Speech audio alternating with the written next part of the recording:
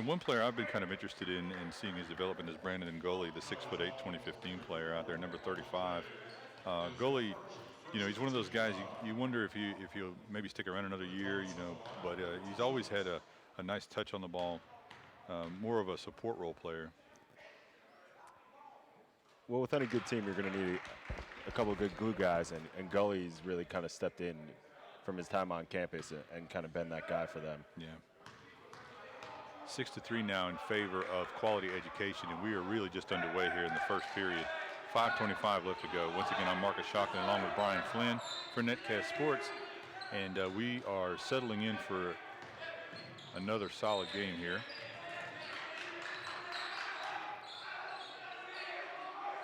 Over to Fakwarson, Derek Fakwarson. And I'm not sure what the call was, maybe a hold.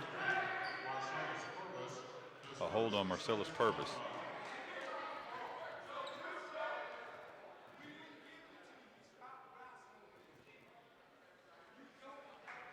So Coach Pitts of QEA is admonishing Purvis.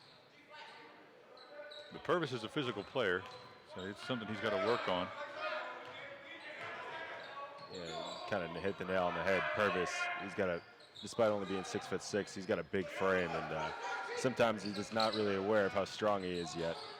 And like you said about Pitts, kind of getting into him a little bit. Coach Pitts, he's a really intense guy. He always holds his guys accountable. He's been responsible for the development of a lot of great players, so we would like to assume that he's expecting the same out of Purvis. We've got a timeout on the floor. When we come back, I believe Greg Williams will be shooting free throws. And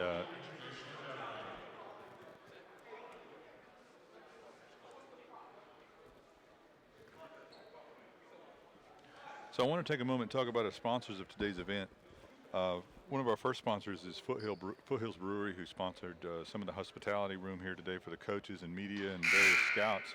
And then one of the other sponsors we have is Crossover. Crossover supporting the web broadcast and giving the coaches across the country a really good tool to work with. They really allow you to sort of slice up your video, tag it, and really drill down into the specific types of plays that you want to look at. So if you're a coach at the college level, high school level, and you want to win on a few more games, which I think all coaches do, I would definitely take a look at Crossover. And we appreciate them as a sponsor of today's events. Mac in action here with Greg Williams, the 6'6" guard, number 2, the 2016 player.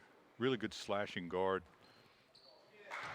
Uses all of the rim on the first shot, and that's good, and that's going to cut the lead to 1. So Williams with a chance to tie the game here with 4:49 left in the first. Marcus, you mentioned that he's a really good slashing guard. Moving down the line, I know a couple of coaches are concerned a little bit with his shooting stroke, something he's improved on in the past year, but something he'll need to continue to get better at in order to maximize his effectiveness. Yeah, you're exactly right, and he has a nice high release that I like, but his consistency just isn't there yet. But he's definitely a long, explosive athlete. Great first step.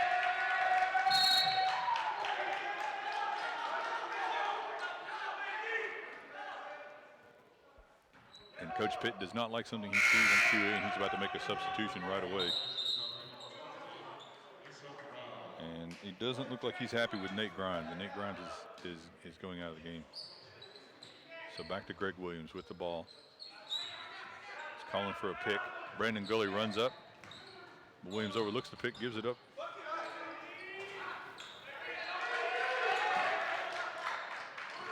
And that shot's going to give Genesis a 2-point lead.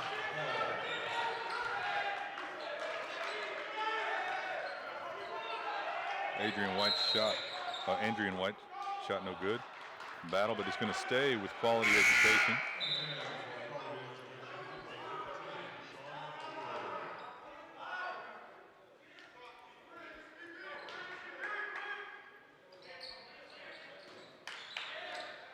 Jaron Love now with the ball, looking for the pick, decides to pass it up. Goes back over the top to Yissi Brown. Brown is a 6'9", 2018 player. Yeah, Brown to this point has been a bit of an unknown, as most freshmen are, but with his size and length, he looks like he could be one of the best freshmen in the country this year. He's got great size, great length. I'm just repeating what you said, but I mean, it's hard to explain that over the video. I think people, then he got the ball, nice quick pass right there, setting the pick and rolls to the basket. So number 50 in there immediately garnering notice, and I'm sure the college coaches will be noticing him as well. One thing about quality education this year is that they have so many players from all over. You know, mentioned a guy like Ogbo from Mississippi, Love from New York. You know, you got guys from Virginia. You got guys who come over from Africa.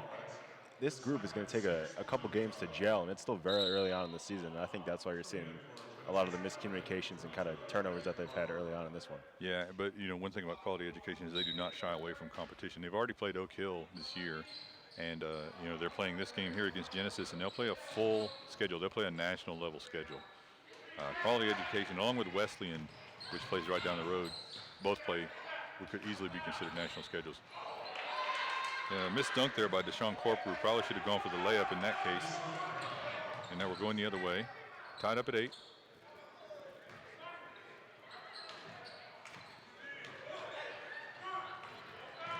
Now Corporal misses that layup, but that time now he's going to be going to the line. Corporal, we've touched on a little bit already. A really intriguing player, really physical. Like you mentioned, even when he was a 9th grader, he looked like he was almost college ready with that body of his. But he has a tendency to be one of two players. He's either very aggressive and knows how to get himself and positively affect the game, or he has a tendency to float. So I like to see him attacking the rim early in this one. Yeah, I think you really hit on it with a player like Corporal. The natural ability is there, and they're usually such gifted athletes that they don't really get much competition until they get to this point. And some players even farther along. So you know, they have to then start working on their actual game, learning some of the skills in the chess match of playing basketball. Second shot is short from Corporal. Number 12, Billy Thomas with the ball, now running the point, working against Corporal.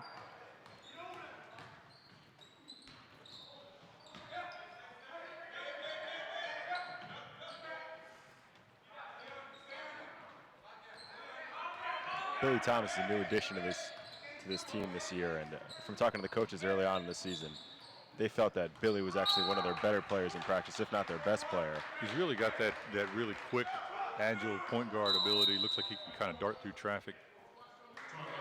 And most importantly with him, he's a pass-first guard, and that's something that from watching this team, this same group play last year, they were really missing. Greg Williams played on the ball a ton last season, and despite his vision and passing ability, he's really not a true point guard. So having a guy like Thomas to take him off the ball and let him be a secondary ball handler is something that's really going to benefit Genesis Academy this season. Do you think Greg is going to have to adjust to not having the ball? I mean, you know, I agree with you 100% that, you know, it's better for him to be off the ball with his ability, but, you know, sometimes guys get so used to being able to make plays with the ball. I mean, what are your thoughts on that? I think it's really part of the maturation system. I mean, he's going to have to realize that he's not a point guard, and I think he really has begun to do so. This summer, he kind of bounced around on AAU teams, ended up with Sports U up out of New Jersey, who had Nate Pierre-Louis, who's a nationally touted point guard, and there was no way that Greg was going to be bringing the ball up the floor. So he kind of learned that he needs to how to facilitate his game and get involved without the ball in his hands 24/7. You know, AAU is something that a lot of people, it's either derided by people, or it's the best thing in the world. But a lot of times, if you pick the right AAU team, it allows players to play closer to where they're going to be playing in college from the position level. So, you know, hopefully in that case it was effective for him. Good defense there by Gully. And number 33, Josh Hall, the 6'7" player that you mentioned earlier. And they get the tie up, but it's going to stay with Quality Education.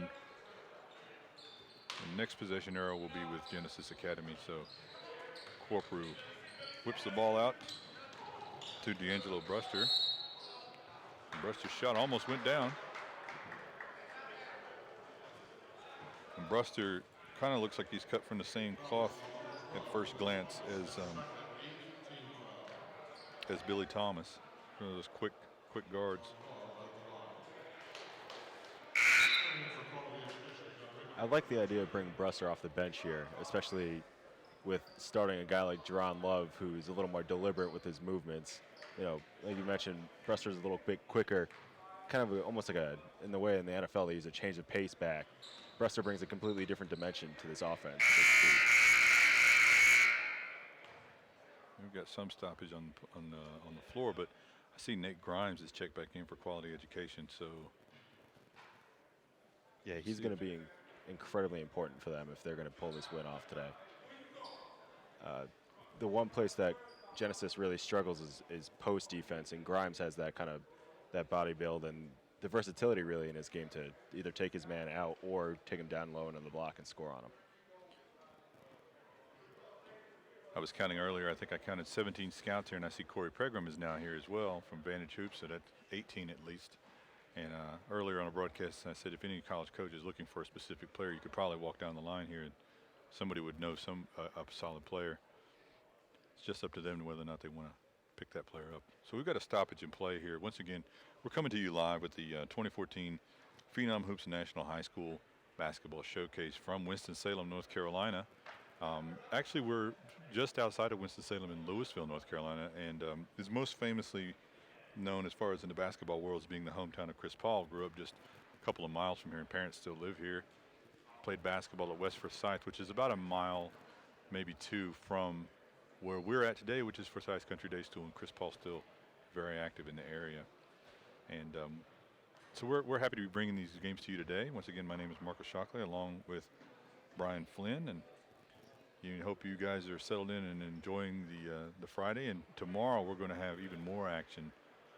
It's nonstop, starting at 10:30 in the morning, with Gaston Day going against Mount Zion. So it looks like we're about ready to get back underway. Whatever was the problem has been worked out.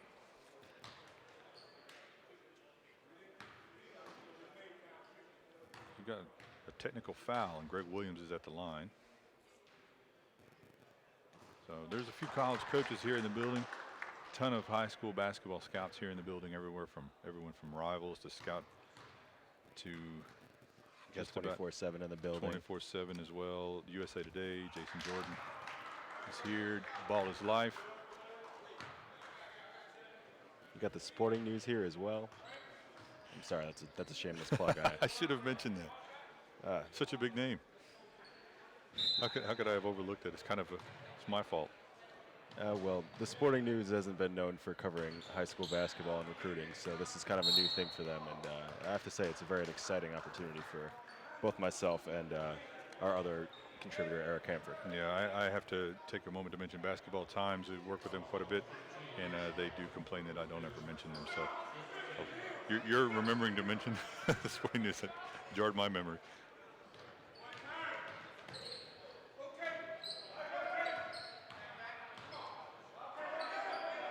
Genesis Academy working the ball around right now, looking for a good shot. Back to Williams, Greg Williams, 6'6", working against Corporal. Great matchup right here.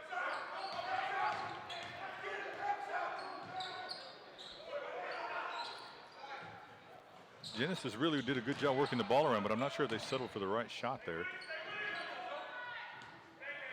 And they end up with a wide open three, are not able to capitalize. And Nate Grimes comes up with the rebound and draws the foul. And Marcus, I know we touched on it just a few minutes ago, but that's a shot that Greg Williams has to hit, especially going into the next level. A guard like that with his size and athletic ability, he's got all the gifts in the world, but a defender could sit back in the paint and let him shoot it all day, and if he's not going to hit that shot, he's not going to be an effective player. You're exactly right. Not only will he sit back, he'll do it as long as Greg shows him he can't hit that consistently. You never want to be known as a guard who can't hit an outside shot. And in a way, that's Corporu's problem too. He's a very streaky shooter, and I think it's going to be a really interesting matchup between Greg, Josh Hall, and Deshaun Corporu, because they're all kind of similar players in that they're big physical athletes and very versatile, but none of them are really knockdown shooters in any stretch of the term. Here's Williams. Is able to beat the press. Well, almost beat the press, and then Bruster, who's more of a true guard, got his hand on that ball, but it's going to stay with Genesis Academy, and Williams is going to inbound. And there's Bruster's speed helping him out again. Defensively, very quick laterally, able to get over and break that up. Yeah, you really called that earlier. There's a good move by Coach Pitts to bring Bruster in to offset the speed originally of Thomas, but now it's working in their favor. Ball rims out, rebounded by Williams. It looked like he was trying to dunk it Blake Griffin style. That's not going to work. Ugbo was there to put a stop to that. And that's what Ugbo does. He's a great defender. He's going to grab a ton of rebounds for you as well.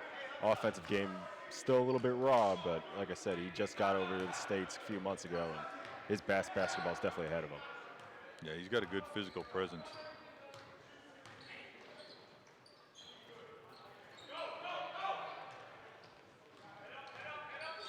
And there's Williams.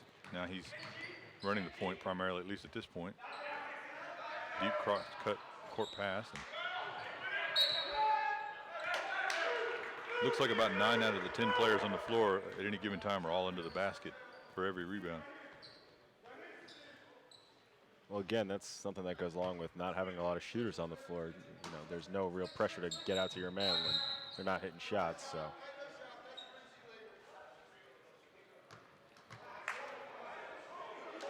The shot by Sincere Ramasahai is not going to count, even if it had gone.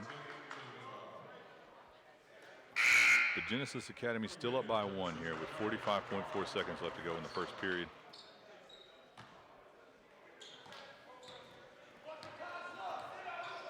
And Bruster getting extended minutes here at the point.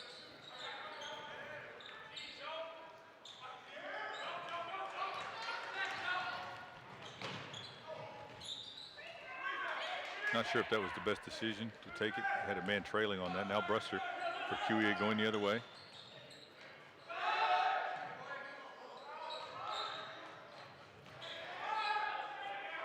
Now the Bruster looked like he got hit in the face on that shot, but no good. And now Greg Williams wants to slow it down a little bit. Now he wants to speed it up. Slashing through the defense, gets right to the rim, and nice block by Nate Grimes. Doesn't foul. It's going to stay with Genesis Academy, and we've been stuck on this 1-point lead seemingly for the last 5 minutes. That shot is way up. So that's the end of the first period, 11-10, and we'll be back after a short break.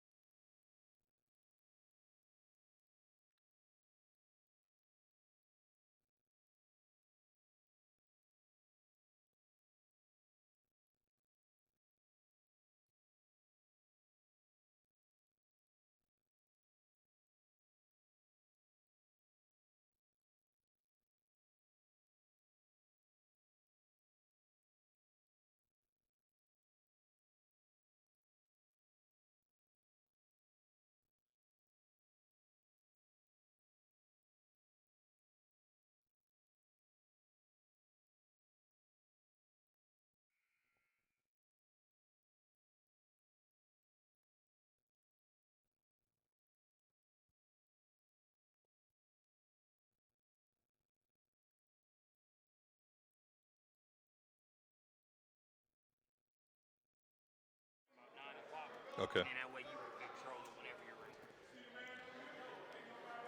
Hello, everyone. We're back for the second period here at the 2014 Phenom Hoops National High School Showcase. Third game of the day. I am Marcus Shockley with Netcast Sports along with Brian Flynn, and we are back in action with Quality Education and Genesis Academy. Right now, Genesis with that 1-point lead that we had at the end of the first period. We got a foul on the floor. Not sure if that's on White or Grimes.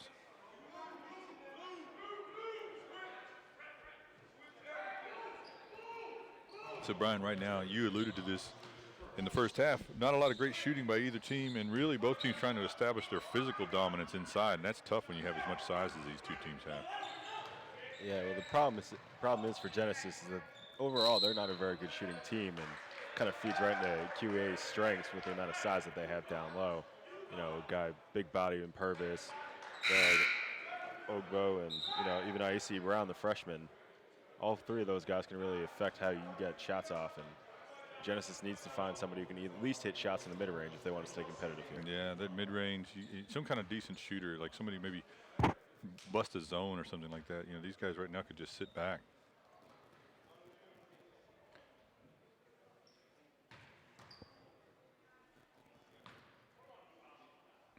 Genesis at the free throw line right now.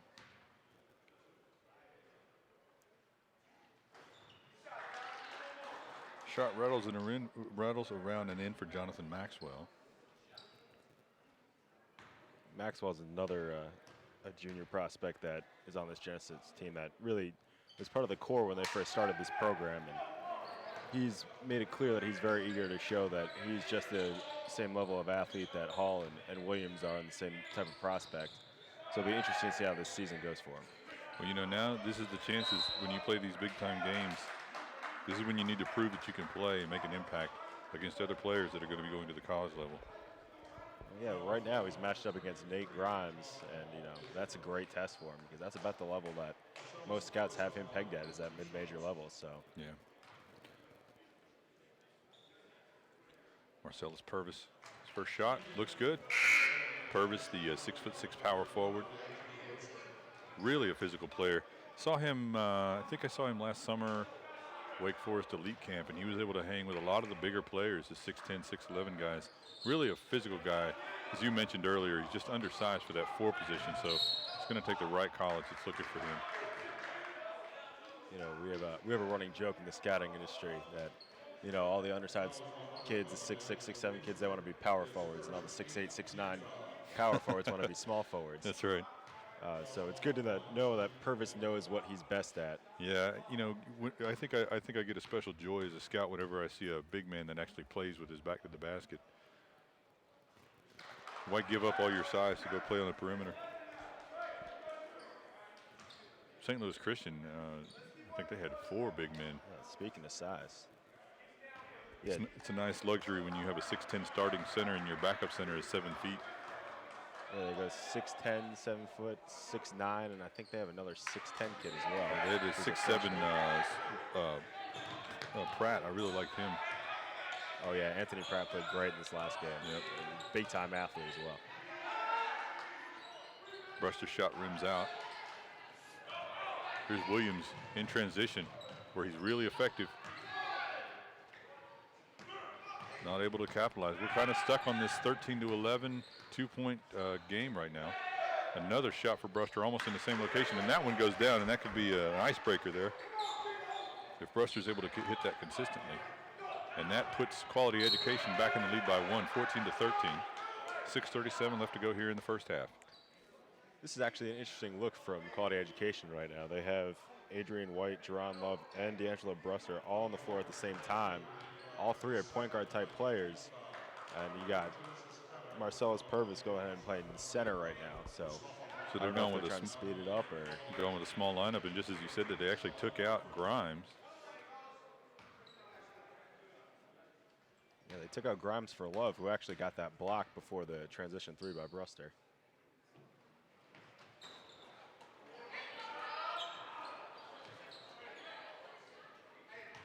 Yeah, Purvis playing inside. There's Corprew, number 13, deep shot outside. Faded too much on that shot. Shot was very wild. And that's another problem with Corprew. He needs to work on his shot selection to really calm down and be able to knock that shot down and set his feet.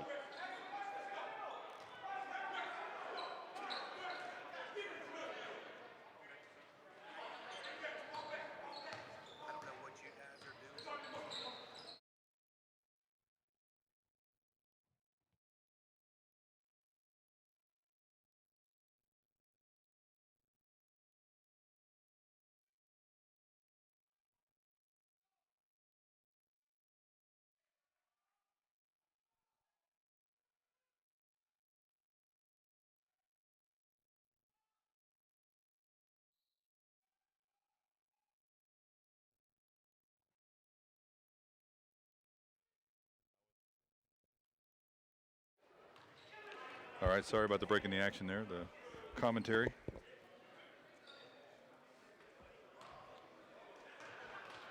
Uh, 15-14 now. Genesis Academy keeping that 1-point lead, but shot falls there for White.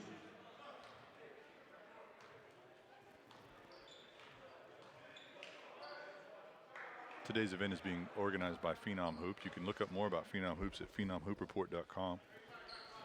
Second shot rolls around, goes in for white. And, you know, one thing about Phenom Hoop events is Rick and Jamie, they're really plugged into the grassroots scene. I've known Rick for quite a few years. And, you know, I think he does a lot for college, for the high school guys getting into college. A lot of college guys owe their scholarships to the exposure that Rick was able to get him, and just a first-class event. I encourage everybody in the Forsyth County, Triad area, anywhere in the North Carolina area, this event is going to be even bigger tomorrow. So don't look around here and see empty seats and think this is how it's going to look tomorrow. If you want to see some of these games, these Oak Hill games in Huntington Prep, get out here tonight, get out here tomorrow. You may not be able to get in because, you know, these early games are actually midday, so it's a little tougher for people to get to them. But everybody wants to see Oak Hill and Huntington Prep. And you just nailed it right there. We start off next game with Huntington Prep versus Providence Day. Huntington Prep is considered one of the top 5 teams in the country. They're another school like Quality Education, bringing kids from all over the place. But man, do they have a loaded roster this year. You're going to correct me if I'm wrong. Is Curtis Jones playing for Huntington Prep? Curtis Jones is in fact playing for Huntington Prep. Yeah, he's one of my favorite players. Just a quick as lightning guard. Curtis Jones is actually, fun fact, broke out at a Phenom camp. That's absolutely right. You know, it's funny, I was at I think a Phenom 150 or one of those events, and he was just blister quick. And there were several coaches came to me and said, hey, who's this guy? And, you know, as a scout, you have to know everybody. I was like, I don't know. Yeah. So, you know, but yeah, immediately you could tell the kid was a high major prospect. You know, that's something that Rick and Jamie have done a great job with. Rick, especially through his years here in North Carolina, you know, adding Jamie and getting more involved in the Georgia, South Carolina markets like they have been over the past year or so. They're only going to be able to reach out and help more kids, which is something that I think is really fantastic. Yeah. Yeah, Rick is, a lot of people know Rick is the father of Tyler Lewis, who played for NC State the past couple of years at point guard, was a McDonald's All-American, and has transferred to Butler. But Rick is very well known in the area. Probably, I would say, the predominant scout, most well-known scout in North Carolina. May have been Dave Tellep, but Tellep has gone on to work with the Spurs, so I would say probably Rick is the most well-known and a very well-respected scout in the area. And a personal friend of mine, I really enjoy working with Rick and his group. So always happy to support Rick and what he's trying to do. But here we go back again with Greg Williams, drawing that double team. Up and under, nice little move there. I believe that was Josh Hall with the finish. Josh Hall. Oh, that dunk looked like it was going to finish a little better than it did, but still nice for Corprew. Now, you know, we've been talking about the lack of outside shooting overall in these games, but one thing is certain. If anybody in this game gets a wide open look at the basket, it's going to result in a thunderous dunk. There's a lot of explosive players out here. Well, I think the other thing, too, is we have a ton of junior prospects in this game, more so than any other class. And so a lot of these guys are really familiar with one another. And I feel like almost when you see someone like Josh or Deshaun take off, the other one's almost backing away because they don't want to get one hammered on their face. Yeah, that's a very good point. Earlier when we were watching Faith Assembly take on St. Louis Christian, we were, you know, commenting that these guys don't even play against each other in open gyms and stuff because they're so, you know, they live so far apart. Whereas Quality Education and Genesis, these guys played against each other a lot. AAU, pickup ball. Some of the guys played high school together. With the exception of some of Quality Education, you know, as you said, there's some guys that have been pulled from different areas. That looked like he landed outside of the line there. Purvis snagged that rebound, but wasn't able to stay in bounds. With the way that AAU has developed over the past decade and all these leagues that have popped up, the Nike YBL League, the Under Armour League, the Adidas League, these kids are all playing in the same leagues. So even if we have some Texas natives in this game, there's some Mississippi natives in this game, they face off every other weekend regardless because they're both playing in Adidas League. Yeah, it's really something. You know, you go down to the Peach Jam or any, like you said, any Adidas 64 or EYBL games, and then you'll see these guys. You know, you'll see them and you'll get to know them, and they do often kind of gravitate to play against and with each other. White kicks it outside to Bruster. Bruster's getting a lot of time here. been very effective. And White just threw that ball without really looking where he was going, sort of a no-look pass that didn't work out. Pitts keeping his cool over there. I'm kind of surprised. Pitts usually is not known for his laid-back demeanor. He may be saving it up for halftime. It's a great strip by Corporal. Yeah, Hall, little spin move, and that's going to be a block under the basket. And that's something that Corporal is going to bring right away at the next level, is his ability to defend on the perimeter. He can really guard the best player when he's engaged, and as long as, like I said, he stays engaged, I mean, it's very hard to get by him. Dwayne Bacon, who we'll see later tonight with Oak Hill, arguably the best scorer in the 2015 class, and Corporate held him to 17 points, I think, on 20 shots last weekend. Yeah, I like Bacon a lot. It's a guy I've seen a couple of years. Originally, I'm from Florida, so I always try to get back down there as much as I can. And Bacon's the guy I saw for the past 2 or 3 years. Really excited to see him play, what he could do with Oak Hill, and have he doesn't really need a breakout year, but it's just nice to see him play on that national stage. Well, he chose to stay with an AAU team that is kind of a middle-of-the-road team, but his local team, kind of showing some loyalty to his close friends and playing with them. Yeah. So playing at Oak Hill with a perennial all-star team with that kind of talent around him is only going to make him much more lethal as a scorer. Did like on his AAU team, really like that Corey Sanders point guard he had. I like that kid's tough. Yeah, Corey's heading off to Rutgers next year. Yep.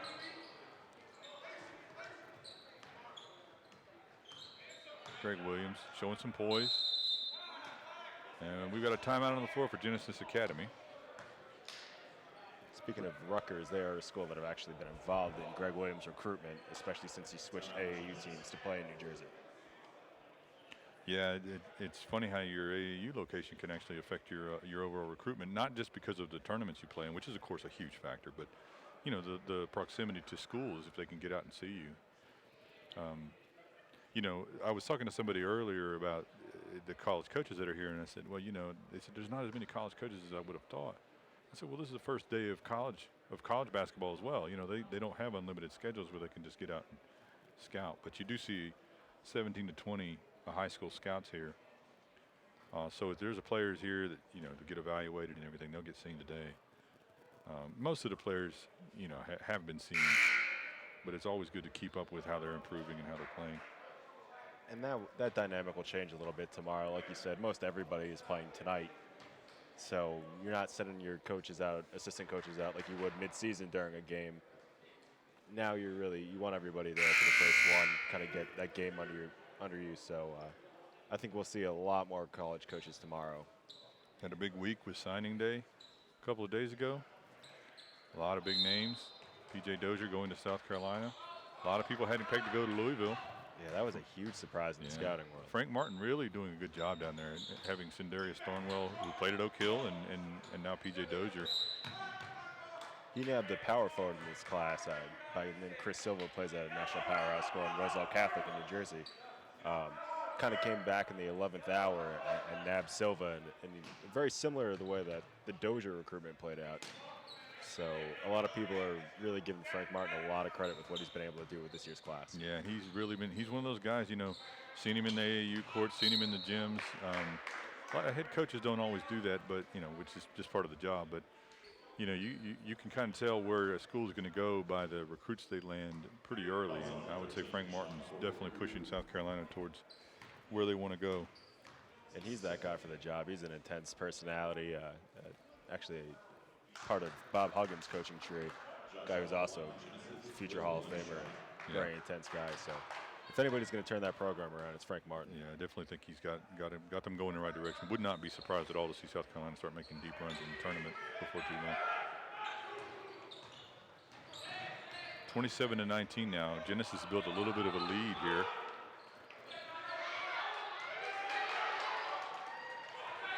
Greg Williams. Pushed out of bounds, but it looked like a travel first. Yeah, I was sitting there thinking, I was like, I think he got kind of lucky that they called that a push, because he did not look like he had anywhere to go. You mentioned that Genesis kind of opened up a lead here, and I think it's part of it is this quarter they've gotten more comfortable with the big bodies that QEA is putting around the rim, and they're starting to be able to finish around them more. Yeah, now QEA being over the limit, and that's going to send Greg Williams to the line. First shot is good. That stretches it out to a 9-point lead with 2:05 left to go in the half.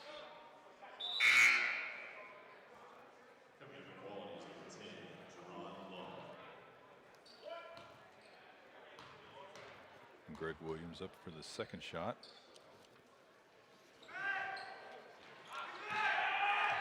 As you said, we've got Huntington Prep and Providence State coming up next, so that's going to be a great game. Yeah, Huntington Prep has a top 10 player in the country in power forward Thomas Bryant. Yeah. Being courted heavily by Indiana and Syracuse, among others. Yeah, Tom Crean is in this area a lot. I know that he was actively trying to recruit Theo Pinson last year, who ended up going to UNC, but he definitely frequents this area as much as he can. A lot of talent in the area. North Carolina, Texas, New York. Those are some of your hotbeds. The Atlanta, Georgia area.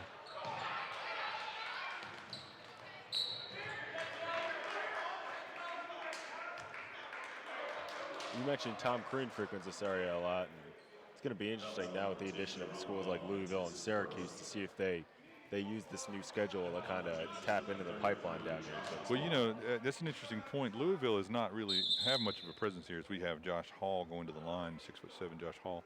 But you know, Syracuse, they do run the Chris Paul CP3 Elite Camp here in Winston-Salem, and we frequently see Syracuse players down here, even before they were in the ACC. So I think Syracuse is already trying to make inroads into this area, but we'll see if they increase that.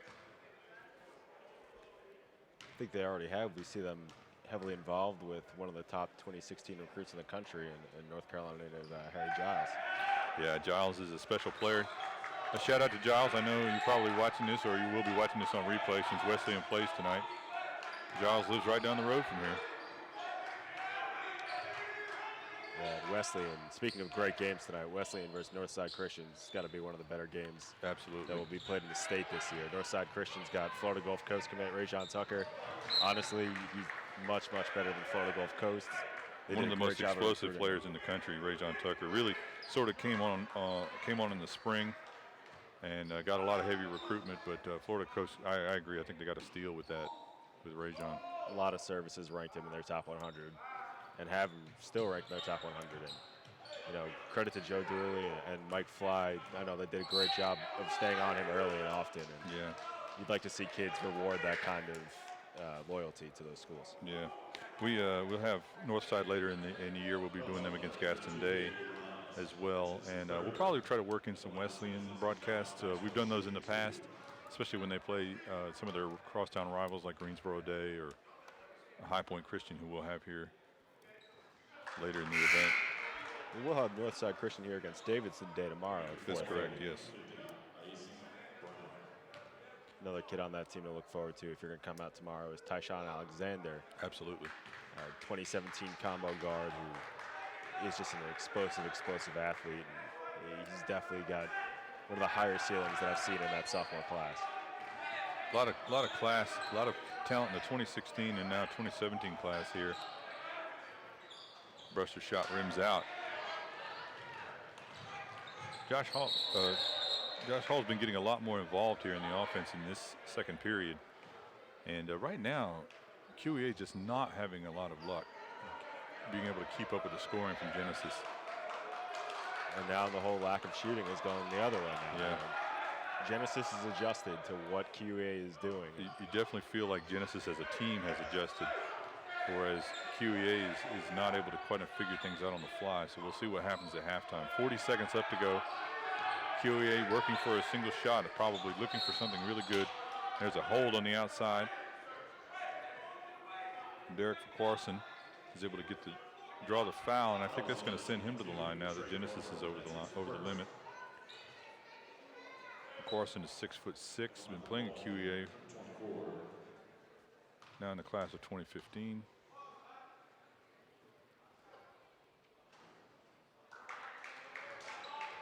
First shot is good, and that cuts the lead to 12. So they're going to have their work cut out for them in the second half, but they do have the athletes where they could do it. What do you think with about 36 seconds left here on the clock? That they're not going to be able to get it under 10. You know, Barring a turnover yeah, here. barring an open court turnover here. They are going with the full court press, swiping at the ball. They got it. They did it. Oh, nice behind the back there by Corprew. Ooh, Gully with the block, Brandon Gully, but got him with the body. That's going to send Brown to the line. And you mentioned earlier how Brown is sort of an unknown. I don't know how good of a free throw shooter Brown is. So we're going to find out right now. And the first shot didn't look that great. Sort of a trait of big men in general, especially young big men. Yeah, it takes time for big men to develop more so than any other position. And foul shooting is already a weakness for them anyways when they're fully developed. So right now, him shooting anything above 40% has got to be considered. Yeah, second shot is good, so 1 for 2 from the line. Cuts that lead to 10. Definitely has great length and size, though. Oh, his potential is tremendous. Yeah.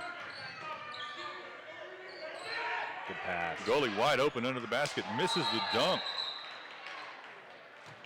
And he's going to get a technical foul, I believe, for hanging on the rim. That hurts two ways. First of all, that's a beautiful pass by Jonathan Maxwell down low. You got to finish that dunk. Secondly, you're up 10. You would have been up 12. Now you're giving up 2 foul shots. We're talking about a 4-point swing at the end of the quarter here. And the referee Chuck, he's over there talking to Gully, and you know Gully's not a demonstrative player, so I'm not sure about that technical foul. But obviously Chuck says, you know, maybe with all these high-powered athletes, he just wants to keep it under control. Gully missed the dunk and then held on to the rim while he went for the rebound. Yeah, that technical seemed a little quick. But, you know, like you said, it might be a matter of the refs trying to keep this game under control. And Bruster hits both of those 3-pointers. So really best possible case to end the first half after trailing by so much here is that QEA's been able to cut that lead down to 8. We didn't think they'd be able to get it under 10, and they've got a chance for one more shot here. Corprew, beautiful slash, gets the first step up. No good, gets his own rebound. Not able to finish. So great job beating his man off the dribble, cutting along the baseline, but then just isn't able to pay it out. So 0.6 on the clock, just barely enough time to get off a shot. And wasn't able to get it off, they wave it off. So that's going to end the first half, 32-24. I'm Marcus Shockley along with Brian Flynn. We're going to be right back after a quick message from Crossover, and we'll see you after the break.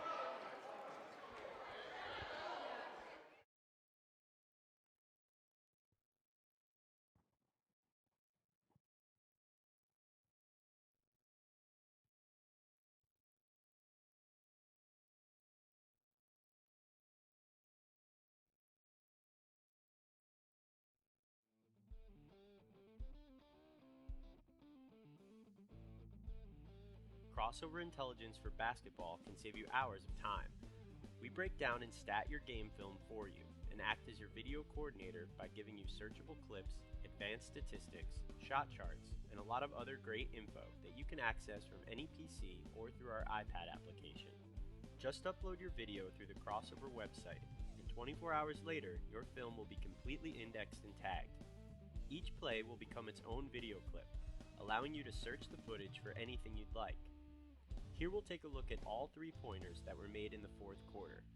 All of your offensive and defensive sets can also be tagged, so you can view the appropriate clips and determine which plays are achieving the best results. You can add any clip to a playlist or highlight reel and share everything with your players or assistant coaches. Crossover will also provide you with all of the numbers from each game, including complete player stats for both teams and advanced metrics like these. We even take the shooting numbers a step further with an interactive shot chart that lets you visualize the data. Filter by player, quarter, makes or misses, and click on any shot to watch the corresponding video. Crossover intelligence will keep you from spending hours in the film room and get you back to actually coaching. Together, we can turn smarter video into more wins for your team. That's the Crossover effect.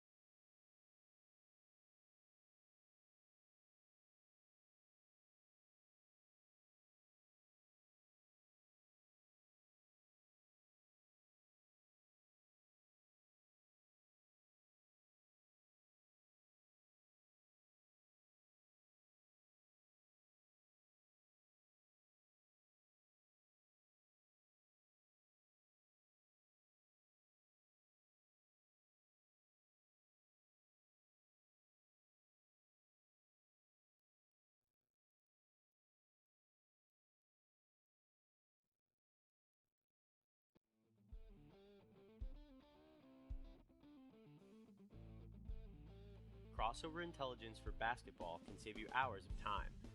We break down and stat your game film for you and act as your video coordinator by giving you searchable clips, advanced statistics, shot charts, and a lot of other great info that you can access from any PC or through our iPad application. Just upload your video through the Crossover website, and 24 hours later, your film will be completely indexed and tagged. Each play will become its own video clip, allowing you to search the footage for anything you'd like. Here we'll take a look at all 3-pointers that were made in the fourth quarter. All of your offensive and defensive sets can also be tagged, so you can view the appropriate clips and determine which plays are achieving the best results. You can add any clip to a playlist or highlight reel and share everything with your players or assistant coaches. Crossover will also provide you with all of the numbers from each game, including complete player stats for both teams and advanced metrics like these. We even take the shooting numbers a step further with an interactive shot chart that lets you visualize the data. Filter by player, quarter, makes or misses, and click on any shot to watch the corresponding video. Crossover intelligence will keep you from spending hours in the film room and get you back to actually coaching. Together, we can turn smarter video into more wins for your team. That's the crossover effect.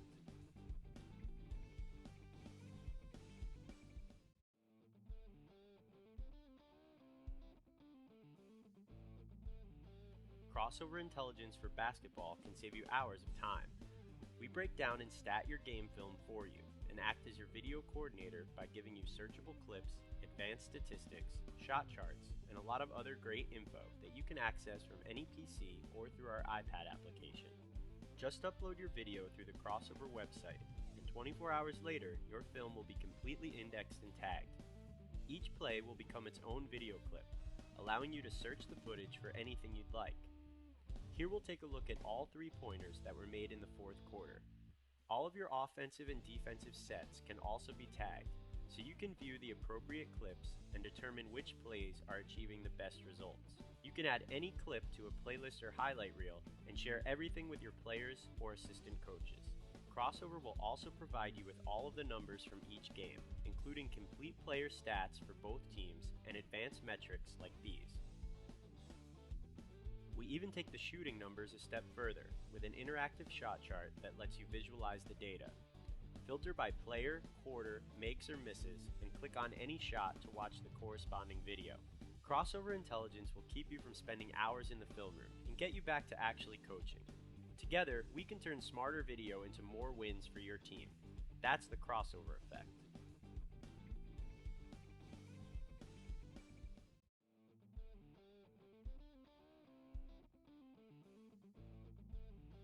Crossover intelligence for basketball can save you hours of time. We break down and stat your game film for you and act as your video coordinator by giving you searchable clips, advanced statistics, shot charts, and a lot of other great info that you can access from any PC or through our iPad application. Just upload your video through the Crossover website, and 24 hours later, your film will be completely indexed and tagged. Each play will become its own video clip, allowing you to search the footage for anything you'd like. Here we'll take a look at all 3-pointers that were made in the fourth quarter. All of your offensive and defensive sets can also be tagged, so you can view the appropriate clips and determine which plays are achieving the best results. You can add any clip to a playlist or highlight reel and share everything with your players or assistant coaches. Crossover will also provide you with all of the numbers from each game, including complete player stats for both teams and advanced metrics like these. We even take the shooting numbers a step further with an interactive shot chart that lets you visualize the data. Filter by player, quarter, makes or misses, and click on any shot to watch the corresponding video. Crossover intelligence will keep you from spending hours in the film room and get you back to actually coaching. Together, we can turn smarter video into more wins for your team. That's the crossover effect.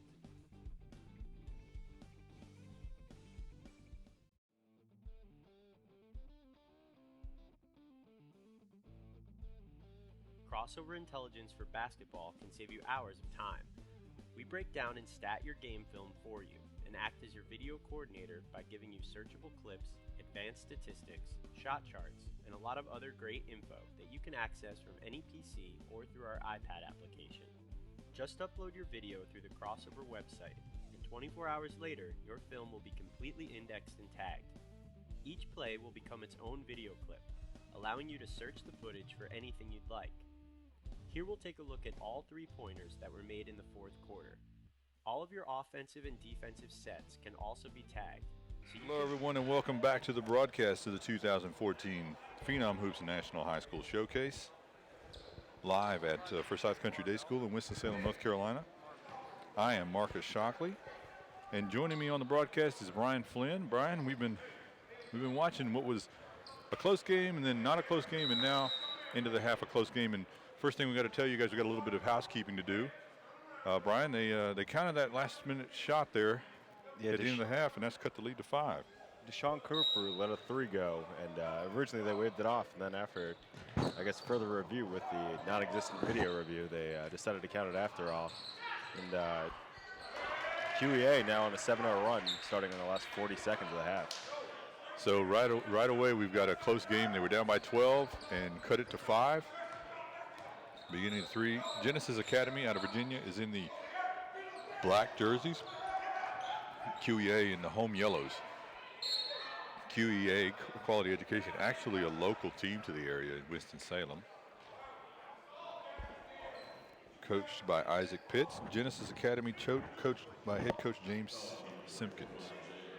You know, we have a bit of an interesting battle here. We talked about the battles that corporate faces on the court. Off the court, actually, Genesis Academy assistant Jack Merriweather is also the assistant with Boo Williams' 17U squad, which corporate suited up for all spring and summer this year. Boo Williams, for those people involved in the AAU environment, will recognize that name immediately, not only from the coach, but the powerhouse AAU team.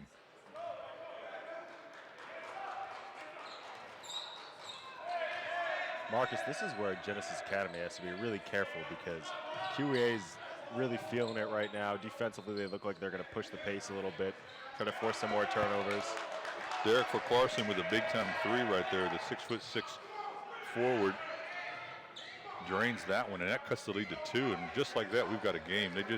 Genesis Academy has seen a 12-point lead melt away, and now Quality Education with a chance to tie, and they do. 34 all with 7:04 to play. Just less than a minute gone, and we've got a tie ball game. And there's this attacking defense again, trying to put a pressure on the ball handlers for Genesis. Really, the guards picking them up at full court and three-quarter court. Williams, nice pass inside to Maxwell.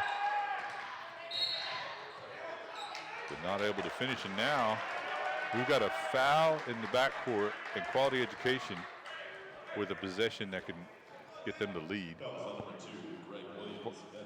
Park Carson's going to inbound the ball, number 24, to Jaron Love. You mentioned earlier, Jaron has played at a lot of different locations before landing at Quality Education. Purvis with a beautiful shot from the elbow. And that's going to be an equalizer for Purvis moving forward, both in this game and in his career, because, look, we've already touched on it. He's a little bit undersized, but if he has that touch out to 18 feet, that makes him even more dangerous. I always think that a true power forward is a guy who can hit that shot. You know, if you can't hit that shot, you're really still more of a center, and him being able to hit that's going to make a difference. Nice steal there in the backcourt by Billy Thomas, the quick 6-foot guard from Genesis Academy. Josh Hall stuffed at the rim, and now here goes QEA the other way with a 2-point lead. Really, the last 2.5 minutes of play that we've seen of actual gameplay has completely changed this game. Hall again, really wanted to get to the basket but can't. He's going to be called for the walk. Did look like he took an extra step there. I want to give a shout out to all the guys in the building. I see Webb Wellman from Ballers Life has shown up. Donnie Bowie's also here. We've got Elite Mixtapes. Too many to name, really. Real quick, another matter of housekeeping, and I'm kind of a little bit embarrassed it slipped past me this far. Number 10 is actually Jerron Love, and 11 is D'Angelo Bruster. So it's been Love that's been the spark plug off the bench so far in this one. So let me swap these guys out. Yeah, I apologize. We had we always have to adjust these rosters, and when we have some teams that that come in with a lot of new players every year, it takes you a couple of games to get used to them. You know, like you're saying here, we had to swap a lot rosters. As a scout, I have to say that happens probably about 100,000 times during a Yeah, if only the people AAU knew. season. I'm gonna do a quick PSA for all the AAU coaches out there, and a little bit for the high school coaches. If you really want your players to get scouted, please have accurate rosters when you show up at an event. It will mean a lot.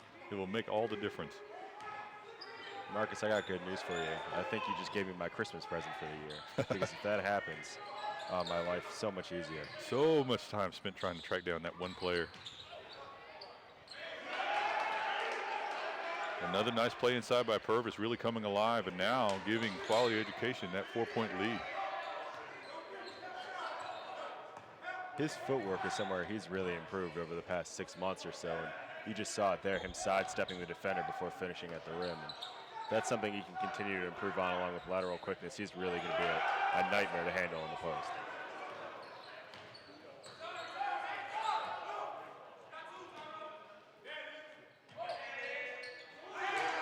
So that shot is Bruster. Yeah, that's D'Angelo Brusser with a 3 there. And I apologize to Bruster and his family for getting his name wrong in the first half, but we've got it corrected. Now Billy Thomas. Over to Hall. Hall showing good patience. Back to Thomas. Thomas driving inside to Maxwell. Maxwell stripped of the ball. Picked up by White. And I think it's going to be a foul on the floor. And just like that, now we've got a 7-point lead for Quality Education. Genesis Academy has to be looking at themselves and looking around in disbelief at what has just happened to them in the past 6 minutes of play. This is something we touched a little bit on at the beginning of the broadcast. Genesis Academy's one weakness is really post play right now, and they really need Jonathan Maxwell to step his game up to another level. Not only defensively, offensively, if he's able to score, that forces that defense to sink back into the paint a little bit more. And Maxwell, at his size and build, has really got to get to be a little bit more like Purvis in how he's playing. A little bit more physical, make an impact in this game. And that's a 3-point shot there by Bruster. Seems like whoever we're calling Bruster during this broadcast is coming alive. Coming alive. Rims out there for Thomas. Going the other way. Quality Education now has opened up a 10-point lead. We've had a 22-point swing in this game, so now Genesis is just looking for answers. Rebound inside. Really like that number 50, Yessi Brown. Yeah, we've talked about him a little bit throughout this whole broadcast, and you know his ability to rebound the ball so far. We talk a lot about his scouts. You want to see somebody with a set skill and see them do it well. And as of right now, Brown could be considered a pretty good rebounder for somebody his age. Yeah, and that rebounding timing, it translates to every level, and it's not something that's easy to coach, but once the player has it, you know, it allows them to rebound, allows them to block shots, just so many things, all the way up through the college level. Beautiful little finish there by Corporu. Little scoop shot. Pushes the lead out to 12. Now Quality Education here in the third period, thoroughly in command. And there's a foul on the outside. That looks like it's going to be on Corporu. Greg Williams getting the better part of that.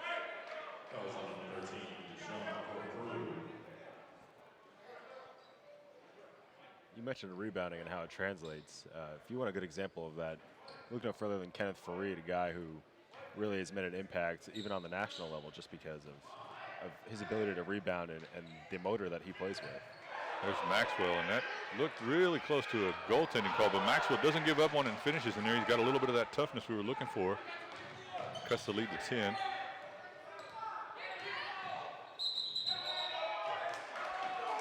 And now Maxwell gets back down and draws the charge.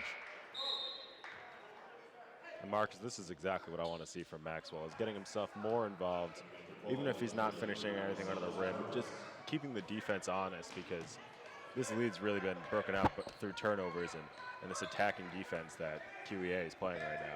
Yeah, Maxwell's got to be a factor. He's done so over the last 2 plays. There's a foul on for Carson, defending against Hall.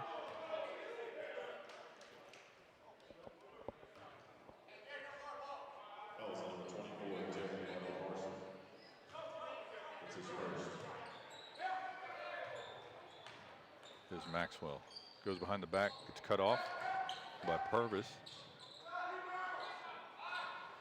Outside shot, no good. Battle for the rebound.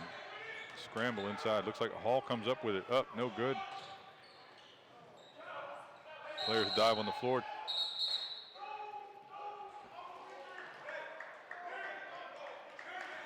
Not sure what the call is. I guess it's just out of bounds on Genesis, and it's going to go back to quality education.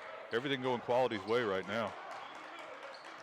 I think you'll agree with me that Genesis really looked at their best when Josh Hall was, a lot of things were running through Josh Hall, and he was scoring at will, it seemed like, in the second quarter. And they've gotten away from that a little bit, and now this game's getting away from them. Yeah, you don't know if it's partially adjustments by QEA or if it's just Genesis getting into a sort of a lackadaisical attitude about what was working for them.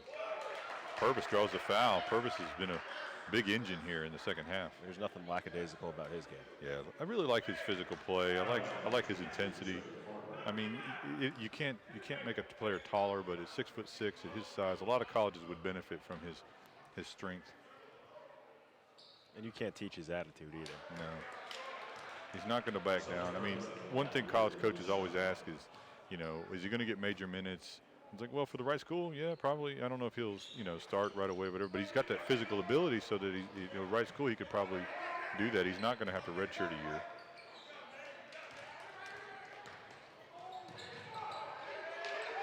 That's just sloppy passing by Genesis. Somebody on QEA there, Grimes got a steal, but it'll count for a steal in the stat book, but he really just, the ball was thrown right to him.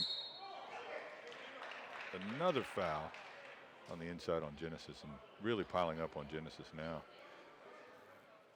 Genesis is a team that doesn't go very deep either, so this could really play a factor down the line. I didn't get a chance to check the stats at halftime for Genesis, and I don't know what the foul situation is, but we haven't seen a couple of the bigs for Genesis, like Brandon Gully, that much here in the second half.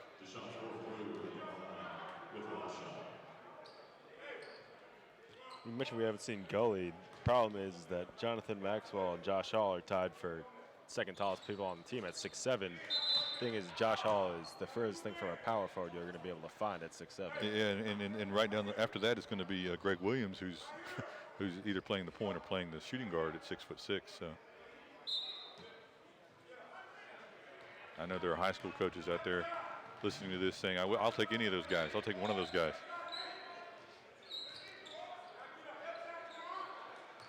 Josh Hall, nice little moves. Good first step on that. Can't finish it though. Purvis with another rebound. Good extra pass. Wild shot, but Purvis is everywhere. Grabs the rebound. The offensive rebound this time and finishes it. Deep shot by Thomas is good, and that's going to be at least a little bit of help to stop the bleeding. We're 51-38. Still a lot of time in this game, even though we're down to the last minute of the third period. We still got all the fourth period. The way that Purvis has come out in this third quarter, I think he's making a very strong case for player of the game. Oh, absolutely. He's been the factor. He's been consistent. He's been calm, under control. And just grabbing all those rebounds is such a huge benefit to your team. Cleaning up missed shots. He's defended extremely well. A little known fact about Purvis, he's actually a New York native. Something I like to point out, being a New York native myself. You don't say. Him and, again, Love are both from New York, and New York's had trouble keeping their kids at home in recent years, but you can take a kid out of New York. You're not taking the New York out of the kid, though. Sort of like Michael Jordan. I mean, everybody always equates Michael Jordan with North Carolina, but a lot of people don't know that he's actually from New York. And I know what I just said is blasphemy here in the state, and I apologize to everybody. Trust me, I'm fine with Michael Jordan being from North Carolina. As New Yorkers, we like to say Michael Jordan's from North Carolina too, just so it hurts a little bit less. Knicks fans know all too well. From Brooklyn, I think. He's a hardcore New Yorker. But of course, I know he grew up here, but definitely a native son.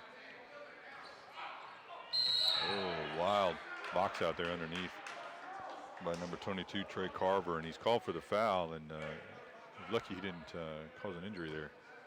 Good to box out, but a little bit overzealous. Trey Carver is a really interesting prospect with his size and physicality. He's actually in a way, he's kind of built like Deshaun Corporal, very physical guard, very physically mature. Still has a long ways to go as far as skill goes, but definitely an intriguing prospect. Love, nice feed inside to Grimes. And Grimes finishes, and it's been all QEA this third period, finishing with that shot that counted from Corporal. Genesis Academy is going to have to lick their wounds and come back here in the fourth period. Time winding down, the last second of the game, 53-39. And we'll be back after the break. I want to talk a minute about some of our sponsors for this event. We've been fortunate enough to have a couple of local companies and area companies, and Foothills Brewery is one of those companies that's been a sponsor of today's event and tomorrow's event for the hospitality room. Foothills Brewery is located in downtown Winston-Salem, and they are a microbrewery, but they're also a restaurant, and I highly recommend you go in there. And one of the other sponsors we have is Crossover, and Crossover is a tool for many college coaches and high school coaches, and I highly recommend, if you haven't heard of Crossover, you might not be winning as many games as you should be, because Crossover will let you tag your individual plays, slice and dice your video, and really dig down into how you can be a better team almost right away. One of the things from Crossover that I'll just add is that I've even gotten, as a scout, I've gotten links to some Crossover video where it's already been cut up into the certain player that I like to watch or that I'm supposed to look at.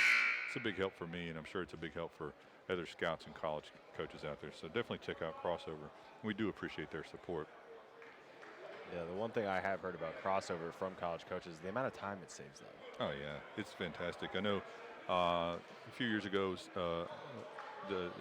Vasu and his team started up Crossover, and they were one of our first supporters in our first showcase. I've always appreciated that, and a lot of people don't know this. They're not just a software company. I mean, Vasu is a diehard basketball fan. Came over to the States, played basketball at Penn, and you know, just still in love with the game. Travels to see everything he can. These guys really know basketball. So. But we're back in action here. Fourth period. Genesis Academy is going to try to make this a whole different period, but that's not a good way to start. As Jaron Love slashes to the hoop and scores, pushes that lead out to 16 now. Out of control, Billy Thomas loses the ball, and I think QA comes up with it.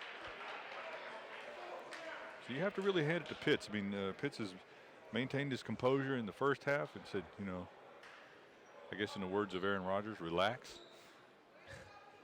And they've come out adjusted in the second half. Made some things happen. We've touched a little bit of, sound like a broken record now on the play of Marcellus Purvis in that third quarter. Jaron Love's got to get credit too for kind of keeping this team under control under some adversity here, and he's really been able to kind of be the engine that make this team go. And I know that early on in the season he kind of was a bit out of sorts playing with a new team, but now it looks like he's really got control of this offense. Yeah, I think it's an excellent point. We have talked a lot about Purvis, but it's been warranted. You know, he's played really well, and Love has been great at the guard position. They've been playing that two-man game. Love's been playing that true point guard position, finding open teammates, driving, putting pressure on the defense, and then kicking. No, I got to mention this. You got to almost give Nate Grimes an assist with the development of Marcellus Purvis. One of the great things about the prep circuit here and across America, actually, is they get to play against some of their best players in their classes, but getting to go against a player like Nate Grimes day in, day out at practice is only going to help somebody like Purvis. Yeah, you always get better going against better players. I know that from when I was young and playing in high school. You want to play against the best guys you can play against.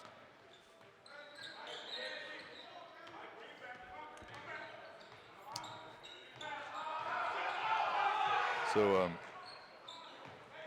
just in the last period here, as I said, I don't want to take away from this game, but coming up next, we've got a real star-studded game in Huntington Prep going against Providence Day.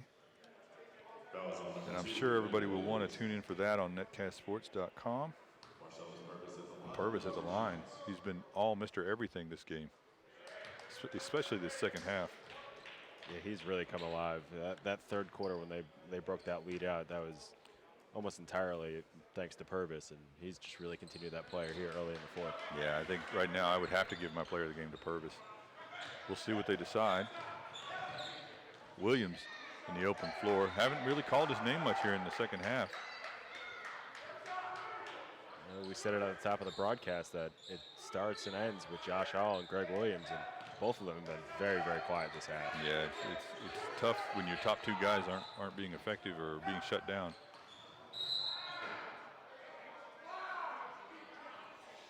I mentioned before as well, this is Genesis's 3rd season as being a prep program.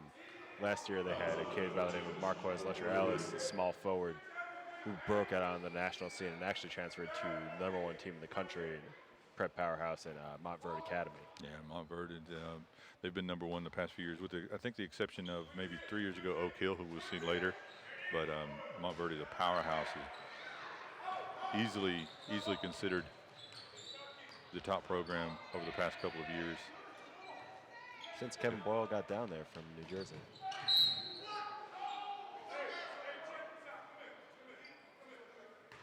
Like you said, you don't want to take too much away from this game that we currently have going on. But looking forward, even after the Huntington Prep game, we got Oak Hill versus Victory Christian.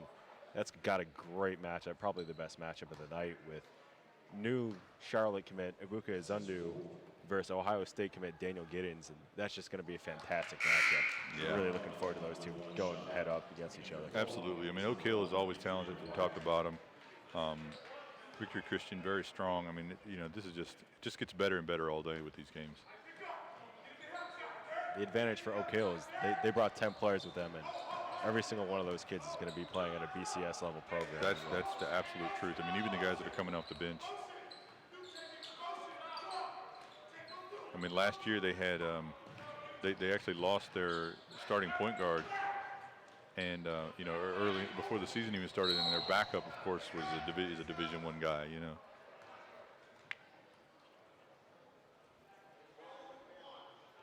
Yeah, they lost Shelton Mitchell, originally a Wake Forest commitment before the coaching change. Yeah, Shelton Mitchell's a player I really like. He's a North Carolina product. Saw him he took his team to the title and lost. The North Carolina title lost to Kinston 2 years in a row. Had Brandon Ingram and a couple of other really solid players. Mitchell, of course, went on to commit to Vanderbilt, and a lot of people believe he's going to be their best freshman this year. Yeah, I think he's a really solid point guard. 6'3", very poised.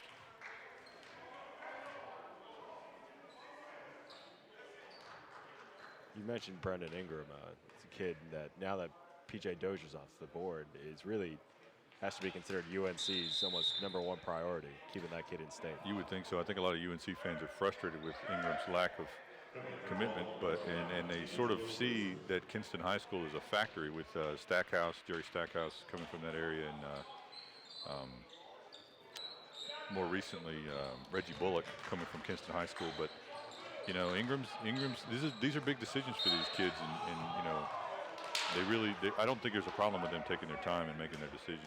Absolutely not. And there's one thing I think you would agree with me on, is that no kid should rush their decision and ultimately end up transferring. We already have enough transfers year in, year out. Yeah, I'd make the decision that's right for you.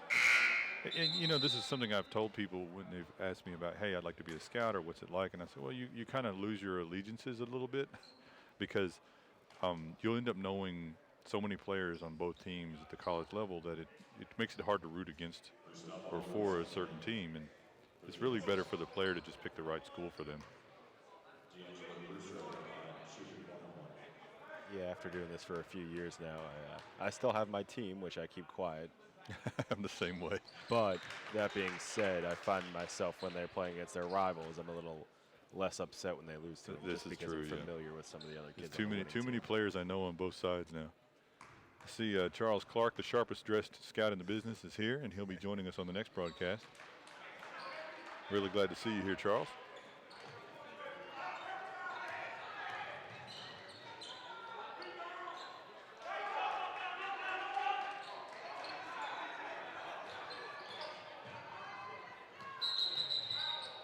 Oh, Nate Grimes tried to get a little putback dunk.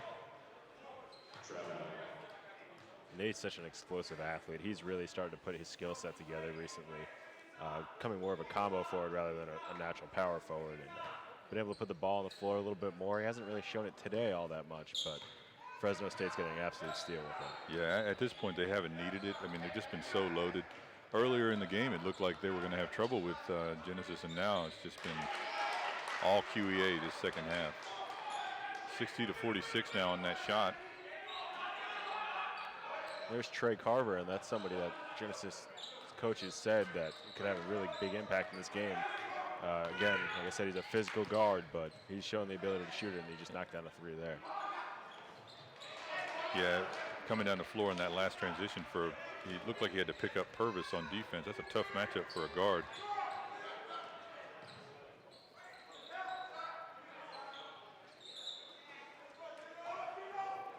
Big rebound there by Bruster.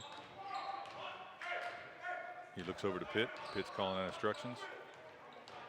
Oh, that's going to be a push on the outside by Hall. Probably a bad decision there by Hall. Tried to cut him off. Didn't really work out. And that's where Hall's going to have to improve. A Rice commit, he's an absolute steal for that program. But if he's going to play shooting guard full time, he's going to have to get quicker laterally and be able to guard guys like a Bruster, who's a very quick guard. Yeah, sometimes it's tough for these guys, especially at the high school level. And I would say even at the Division II level, the guards tend to be a bit smaller but a lot faster. So you see those bigger, taller guards, they match up a little better against other tall guards. He definitely has some good lateral quickness, but decision-making on the outside there tends to reach, and little guards can kind of lull him into a foul. So I got to ask, with a little under 5 minutes left and a 17-point lead here, does the lack of a shot clock, obviously it's going to be a factor here, but how do you feel about not having a shot clock in North Carolina and B nationally? I will preface this by saying that my opinion is not going to be very popular, but I am very much in support of a shot clock in the area. A lot of people in the area feel like there's no reason for us to have a shot clock. I think there's no reason for us not to have a shot clock. And I say this, probably I really came to my decision last year, and I won't mention the high school, but a lot of people in the area will know who it is. They play that four corners type of game. And in the regional playoffs, I think the halftime score was maybe 14-13. Just playing stall ball and motion offense. And it's tough to watch. I don't think it's really the spirit of basketball. I'd like to see more possessions.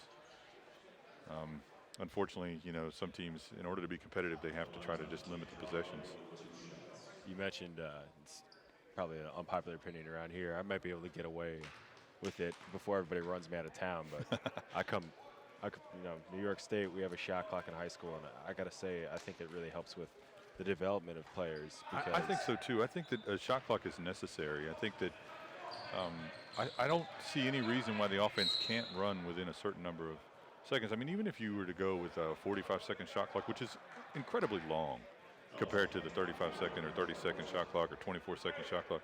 Absolutely. 45 seconds is incredibly long, but you in high school, we don't really have too much of a problem with it here, but you will occasionally see teams that will hold the ball for 2 or 3 minutes of clock, and that's just way too long. I mean, that's a football possession, And on the defensive side of things, it's so hard to defend for 35 seconds as is. So to have to defend like that for 2 minutes while a team's trying to work the ball around and get a shot, that's just really, really exhausting. A nice steal there by Maxwell. I may have missed it, but I don't believe I've seen Gully in this half at all. No, Gully has not gotten in the game. You got to wonder if he's hurt. He's either hurt and it doesn't seem hurt. I don't know if he fouled out of the first half. I thought he was on the floor. But that would be a crazy statistic and probably a record for this event.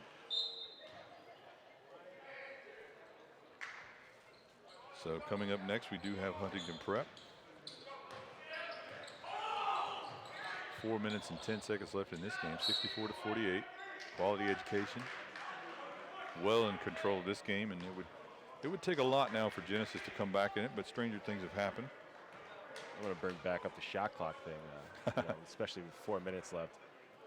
Quality education can really move the ball around, kill a minute. Even if they kill a minute off, this game's basically in hand anyways, but that would really change things here. New York State, we have a big AAU tournament in June. It's called Battle for the Bronx. We had a team come in, Dallas Mustangs, and hold the ball for 10 minutes of a half. And New York fans did not appreciate that very much. I am a big proponent of the shot clock. I don't know if Paul Biancardi is here today. I think he will be here tomorrow. Paul ESPN. will be joining us tomorrow. And I know he is a big proponent of the shot clock, and he took a lot of heat for that. Last year he came and said that he was in support of it, and fans sort of attacked him on Twitter, but I agree with him. I think a shot clock is, I think it's become a part of the game at every other level, and it should be in the high school level. Kids today are more than able to play in a faster game. If I could be a little cutthroat, I would actually say if you can't play within a shot clock, maybe you shouldn't have a basketball team. Hey, you're the local here. You're the ones that have to I'm deal sure with, that with people the will say feedback. something to me after this. You can just blame it on me. I baited you into it. Jerron Love there, again, using his speed to draw a foul when it looked like he had absolutely nothing. He could really create. Yeah, he's looked solid. Been less of a factor in this half, but they haven't needed him as much. He was kind of a spark plug here in the first half. There's Hall in the open floor. Stops, spins. Looks like he drew the foul. He's going to go to the line. And I can't state again how much of a huge pickup Josh Hall is for Rice. Former VCU assistant Mike Rhodes took that job this summer, drawing in Hall, and also Marquez Letcherell is the kid who transferred from Genesis to Montverde. And both those kids are going to be able to step in right away and make them really contenders for their conference off jump.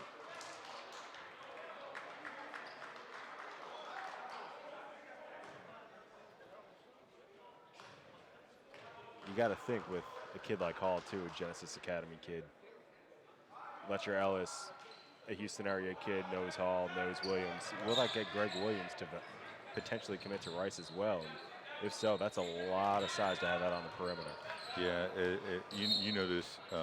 When you start seeing certain colleges line up, players and they get what we would call quote-unquote steals, you start knowing that program is changing around. We talked about South Carolina and Frank Martin, and no one's surprised that Frank Martin is getting solid players, but, it's sort of what gives you that crystal ball into knowing which teams are going to be strong, that they're going to come from the basement and be able to play, and recruiting is a huge factor in that, recruiting and evaluation.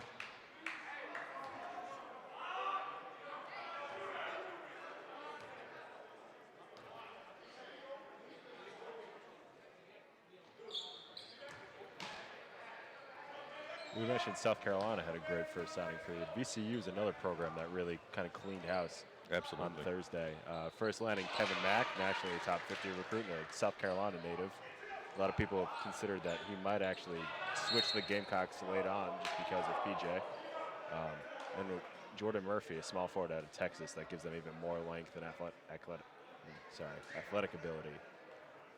Really fits into the Havoc system, and Shaka Smart really has that program rolling. Yeah, you're absolutely right. I like Mack, I like Murphy, both of those guys. I saw those guys had committed. Was a little less surprised about Mack, but I did wonder after the Dozier commit if he might pull that off. Like I said before, Frank kind of pulled both those recruitments out at the very last minute. So it was kind of, if it was going to be Mack to South Carolina, it almost would have been poetic that he would have done it a third time. But, unfortunately, it wasn't meant to be for the Gamecocks. Once again, I want to thank the organizers of this event, Rick Lewis and Jamie Shaw of Phenom Hoops. You can find out more about Phenom Hoops at phenomhoopreport.com. I am Marcus Shockley with Netcast Sports along with Brian Flynn. And you are watching Genesis Academy and Quality Education Academy. And Genesis has been able to cut the lead a little bit down to 14.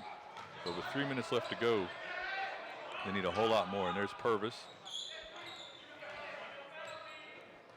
getting the ball to Bruster. DeAngelo Bruster working against Greg Williams. Gets a step on him. Feeds the ball over to Purvis. Purvis not able to finish. Tough play there, and QEA comes back up with the ball and it ends up with Jaron Love. And we've got an intentional foul. That's a tough call. I know he wrapped him around the waist, but that really was a play on the ball.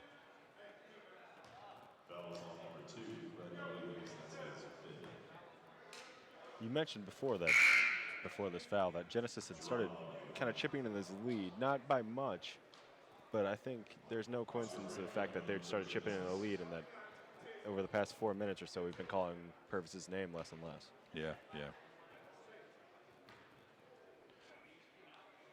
But here's a chance. Even though the clock is stopped, it's not bad for QEA because he's got Love at the line. Yeah, he's a pretty dependable foul shooter.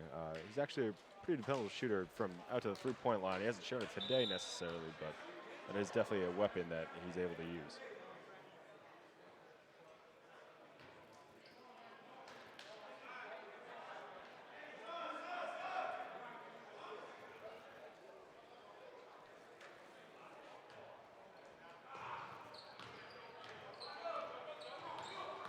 Things don't get any easier for quality education tomorrow. They'll face St. Louis Christian, who we talked about briefly in the beginning of the broadcast. They are absolutely massive up front, and if Genesis has showed one weakness, it's in the front court. Yeah, I mean, Christian, they didn't use their big men as much as I would have liked to have seen, but they're so big and so long that they just a little more effort from them feeding those post players, and they'll be hard to stop. We mentioned Purvis a couple minutes ago. We've been mentioning him all game. He just got the bucket here on the other end. 71-54 now in favor of QEA. There's Purvis diving on the floor, and he said, look, if you guys aren't going to be talking about me on the broadcast, I'm going to have to get my name back in there.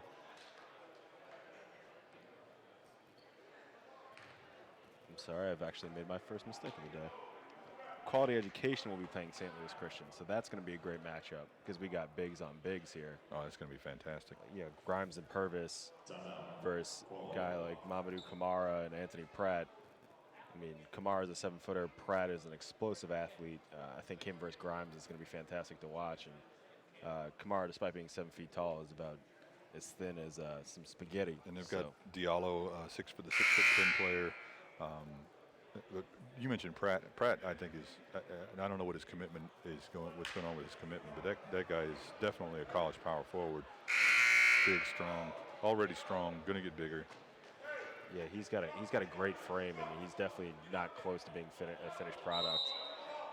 Like we mentioned, that explosive athlete, and I think QEA would be best served by putting Grimes on him and letting Purvis kind of bully the bigger, skinnier defenders of St. Louis Christian tomorrow, using that big body and that big frame it is to kind of carve out space in the paint. Nice move by D'Angelo Bruster all the way to the 6'1", 2015 player, all the way to the rim. Everything going for QEA right now. And then the feet inside there, Genesis. We got some open court action now. Derek for Quarson. Genesis has another tough matchup tomorrow as well, playing Word of God. Word of God has some really nice players. Josh Peacock, Dickey. I think they've got Dickey, the UNCG commit. Yep. I believe Jalen Fornes as well. Yep. Yeah, Word of God. Saw them in one of the Phenom jamborees last weekend, I think. Jalen Fornes is really a kid that, even here in North Carolina, I feel has been somewhat underappreciated. He can really shoot the ball and score it. Not overly strong, kind of a wiry guard, but someone that I think that as the time goes on, he'll become more and more of a name here, both locally and nationally. That last free throw by Bamba Jai, number 44, first time we've called his name today, working against Maxwell. Maxwell gets a step on him, up and under, but no good. Rebound.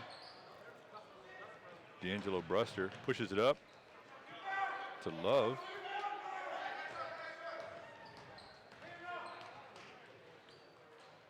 Wild shot there inside with just over a minute left to go, and now the players are just trying to get in a few extra stats. Purvis, who doesn't need any extra stats, but he's going to get them anyway. Nice feed, and then the finish by Purvis. Yeah, the wheels have really come off for Genesis this quarter. I think they're kind of waiting for this clock to wind down. So yeah, under a minute now, 79-56. We got a foul on the floor. It looks like Maxwell's going to go to the line. My player of the game is the same guy we've been talking about the whole game, and that's going to be Purvis. We'll see what the writers think. And Purvis, his parents must love us at this point. well, the only bad thing about him is his 4th foul. So, you know, hopefully he won't pick up his 5th foul in the next 50 seconds. That would sort of put a mark on a otherwise very solid performance. I'm not sure. I think Purvis's parents may follow me on Twitter. Yeah, they're very active. I don't remember, and I apologize. I know I've spoken with them.